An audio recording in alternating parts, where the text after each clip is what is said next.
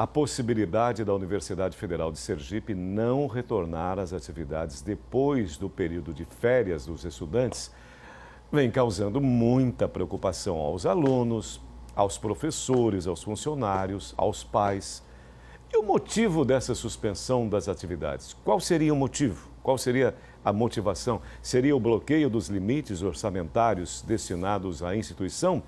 Para falar sobre o assunto, eu recebo aqui o pró-reitor de Planejamento da Universidade Federal de Sergipe, o Rosalvo Ferreira, que me dá o prazer da companhia nesta manhã. Seja muito bem-vindo, doutor Rosalvo. Tudo bem? Bom dia. Tudo bem, um bom dia para você e para todos os telespectadores. Paraibano, há 20 anos no estado de Sergipe, nunca tinha visto tanta chuva assim, doutor? Correto. Complicada a situação, né? É até surpreendente para nós do Nordeste, mas especialmente para Sergipe, esse período tão longo de chuvas sem parar, né? Situação complicada das chuvas e situação complicada das universidades federais em todo o país como um todo, né?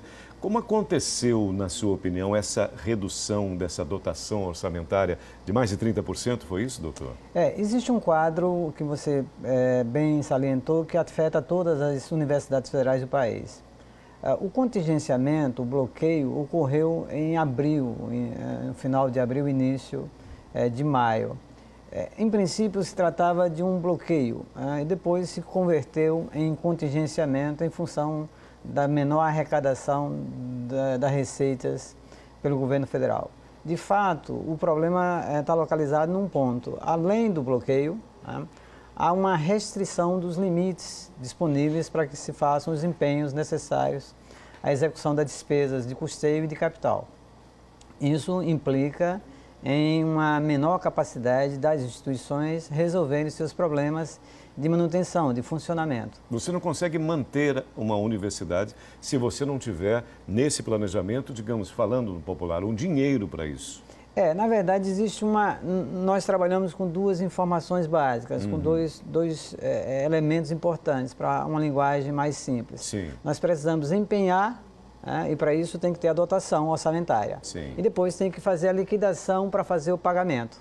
Nesse momento, a dificuldade se refere basicamente ao empenho, a realizar um empenho de despesas, sem as quais você não executa consequentemente os serviços de manutenção, de limpeza, de vigilância.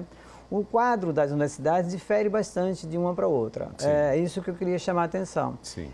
No nosso caso, especificamente, a universidade tem um rigor muito grande nas suas contas. Nós temos um controle, uma equipe técnica que acompanha com uma qualidade e uma eficiência muito elevada, eu acho, para os padrões do Nordeste e do país. Portanto, a gente tem um controle das nossas contas. O que a gente não tem é autonomia para ampliar essas receitas. A gente não tem essa autonomia. Certo. E nós dependemos, portanto, da transferência dos recursos do MEC, do governo federal. E nesse momento, nós estamos trabalhando, a reitoria da universidade, o professor Ângelo Antonioli, tem uma capacidade enorme de trabalho para compensar certas restrições em relação, por exemplo, à questão de investimentos. Portanto, nós conseguimos, com o apoio da bancada federal do Estado, uma ampliação de recursos de capital, de investimento. Portanto, a Universidade Federal continuará atuando, se expandindo, o campus do Sertão, especificamente, terá uma condição de continuar se afirmando como unidade importante para aquela região. E do ponto de vista do custeio, nós vamos trabalhar fortemente para equalizar, para racionalizar despesas. Nós não vamos ter, não corremos nenhum risco de paralisar atividades acadêmicas. Exatamente o que eu iria te perguntar, exatamente essa questão. Não há nenhum risco? Não há nenhum risco de nós paralisarmos atividades acadêmicas. O que nós devemos ter, a Universidade Federal de Sergipe pode enfrentar uma situação, outubro especificamente, de dificuldades de fazer certas despesas em relação a contratos de pessoal terceirizado. E aí, para 2020, nós teríamos que reavaliar esses contratos. Existe uma possibilidade mesmo que tênue de privatização dessas universidades, doutor Rosalvo? Olha, há uma avaliação de parte do governo de que as universidades são muito caras, de que as universidades mereceriam sofrer um ajuste na sua forma, né, de se financiar. A princípio, esse é um debate que me parece fora de lugar, de contexto, nesse momento, até porque as universidades são responsáveis pelo desenvolvimento regional, pela dinâmica da economia brasileira. Nós produzimos a ciência, nós é que formamos os profissionais para o mercado, nós é que somos responsáveis pela educação desse país. A educação básica depende da formação de professores. São as universidades que fazem esse papel. Portanto, o valor econômico da universidade ultrapassa os limites do orçamento, porque ela é permanente, é um valor, como diz o professor Ângelo, é um valor imaterial da sociedade. É muito maior do que tudo isso, né? Muito Eu estou maior. conversando com o doutor Rosalvo Ferreira e, assim, a nossa preocupação também é exatamente com relação a isso. Se vai... Eu já ouvi, claro, você ouve vários comentários, várias opiniões, que seria extinto esse ensino superior gratuito.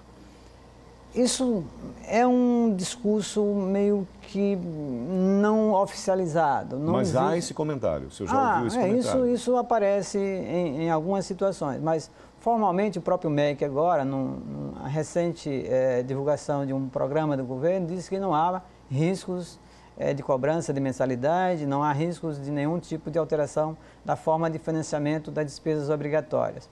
O que nós entendemos que merece crédito e apostamos que não haverá nenhuma mudança radical, até porque essas mudanças deveriam e deverão passar pelo crivo do Congresso Nacional. Em princípio, nós trabalhamos, a Universidade Federal de Sergipe, com a maior celeridade, com maior presteza para dar as informações com a transparência necessária e informando a sociedade sergipana de que não há riscos de paralisação das atividades acadêmicas em nenhum momento, nem no exercício no próximo semestre, nem no exercício futuro. Esse é um alívio, doutor Rosalvo, exatamente porque a nossa audiência se preocupa com isso, né? Nós temos vários alunos, várias alunas, são os pais e mães que acabam se preocupando. Mas para a gente fechar, qual é a sua avaliação técnica no que se refere a essa redução? O senhor nos colocava que há casos e casos, né?